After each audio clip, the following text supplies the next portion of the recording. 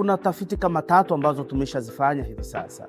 Moja ya tafiti ni tulikuwa tunajaribu kulinganisha matumizi ya nishati hizi za kuni, nishati ya mkaa na nishati ya gesi safi ya kupikia hii ya LPG. Kwa hiyo tulijaribu kuangalia, moja ya matokeo tuliyoyaona hasa kwenye ulinganishi wa hizi nishati 3 ya kuni, mkaa na gesi.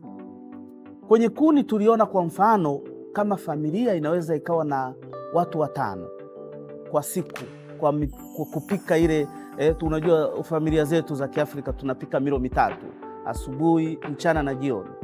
Kwa hiyo unaweza ukatumia kilo 6 za kuni, ambayo hizo kilo 6 ni karibu tani 2.3 kwa mwaka mzima, kitu ambacho tani 2.3 kwa mwaka mzima kinaweza kikazalisha hewa ukaa hii ambayo dunia na serikali inapambana nayo, zaidi ya tani 3.3 za uchafuzi ambayo ni tunaita hewa ukaa.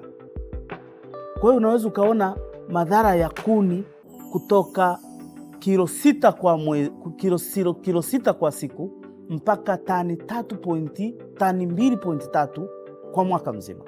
Lakini ukija kwenye mkaa, tulijikuta tuna kiwango, tunatumia mkaa wa kilo 3 kwa siku za mkaa, ambayo ni tani 1.2 kwa mwaka mzima za mkaa, kitu ambacho kinaweza kikazalisha hewa ukaa zaidi ya tani 11 kwa mwaka mzima.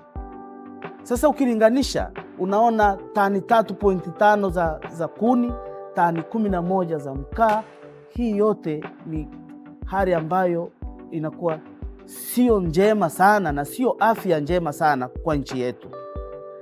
Na ukilinganisha kwenye upande wa kutumia gesi sasa, hii LPG, kwa milo hiyo 3, kwa familia hiyo ya watu 5, unatumia 0.5 kilo.